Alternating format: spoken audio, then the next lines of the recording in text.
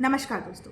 Last time हमारी बात हुई थी इस बारे में कि मेरा बेटा सुन नहीं सकता और उसका कॉकलियर इम्प्लांट हो गया है, जो कि सबसे सही तरीका है एक बच्चे के कान तक आवाज़ को पहुंचाने का।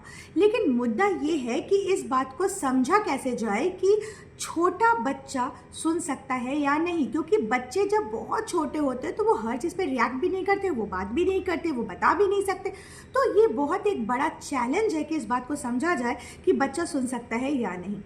कई लोगों ने मुझसे टिल डेट आज तक जो भी मुझसे नया मिला, सबने मुझसे ये पूछा कि 1.5 साल की उम्र में आपने ये चीज़ कैसे समझ ली कि बच्चे को सुनाई नहीं देता। मैंने अपने पिछले वीडियो में ऑलरेडी ये बताया था कि मैंने डॉक्टर से बात की थी, लेकिन डॉक्टर से बात करने का जो एक रीज़न था वो तो यही था कि दूसरे बच्चे बात कर रहे थे तो मेरा बच्चा बात नहीं कर रहा था।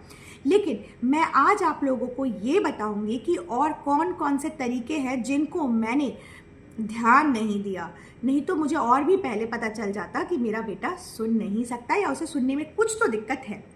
सबसे पहली चीज़, जब हम बेरा टेस्ट कराने पहुंचे तो डॉक्टर्स ने मुझसे बहुत सारे सवाल पूछे। इसमें से पहला क्वेश्चन ये था कि जब आप पीछे से बच्चे को आवाज़ देते हो, एकदम पीछे से जब आप बच्चे को आवाज़ देते हो, तब क्या बच्चा आपकी आवाज़ सुन सकता है? तो मेरा जवाब था पता नहीं, क्योंकि मैंने कभी उसे पीछे से वैसे आवाज़ दी ही नहीं। जब भी मैंने उसे पीछे से आवाज़ दी उसने नहीं सुनी, तो सुनते क्यों नहीं हो? आगे जाके मैंने उसे डांटा, फिर मैंने उसे बोला ये क्यों नहीं करते, तो फिर उसने वो काम तुरंत एग्जैक्टली जैसे बोला वैसे ही कर दिया। तो मुद्दा ये है कि अगर आपको लगता है कि आपको ये बात पता करनी है कि बच्चा ठीक से सुन रहा है या नहीं, तो एक बार पीछे से आवाज़ ज़रूर लगाएं। इसके अलावा जैसे रेटल्स होते हैं वो सारी चीज़ें पीछे से बजाएं, जैसे कि देखेंगे बच्चा ऐसे करके मुड़ रहा है कि नहीं, ऐसे ऐसे कोशिश कर रहा है, कुछ और हो रहा है, कहीं और ध्यान जा रहा है, ये सारी चीज़ें हो रही हैं या नहीं। इसके अलावा कुछ बहुत ही बेसिक चीज़ें हैं जो कि मैंने बिल्कुल इग्नोर करी, जैसे चेयर का अचानक से खींचना, बच्चे का सोते सोते ना जगना। ये एक बहुत बड़ी चीज़ है। कोई भी बच्चा अगर सो रहा है और एकदम से आवाज़ होती है तो हर कोई ऐसे बोलता है कि आवाज़ मत करो, बच्चा सो रहा है ना। हमने भी कहा, लेकिन बच्चा जब नहीं उठा तो हमने चैन की सांस ली, ओह चलो चलो इसकी नींद नहीं खुली, आराम से सो रहा है। लेकिन क्या हर बार रिपीटेडली ऐसा संभव है? नहीं।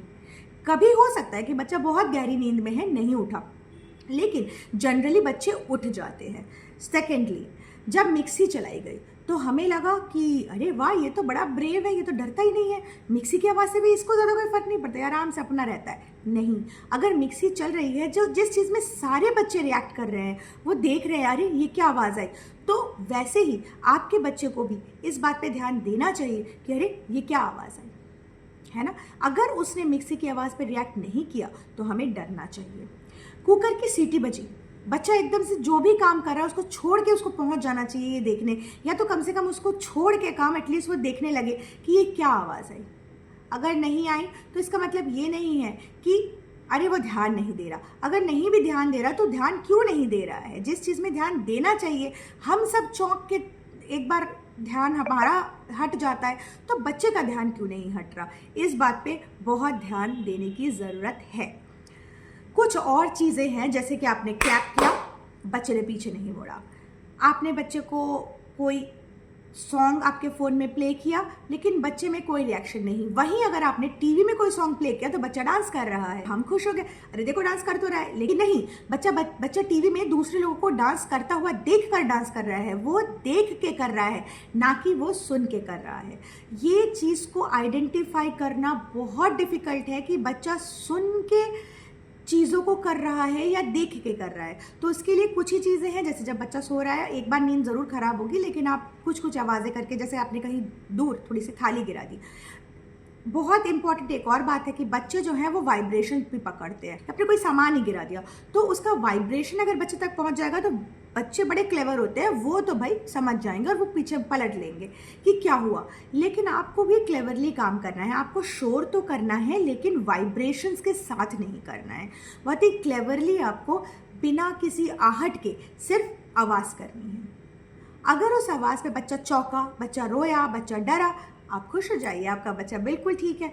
अगर बच्चा नहीं डरा, नहीं चौंका, नहीं उठा एकदम से, तो फिर आपको इस बात पे ध्यान देने की ज़रूरत है कि ये रेगुलर बेसिस पे हर बार 100% टाइम ऐसा ही होता है या कभी कभी वो रिएक्ट करता है।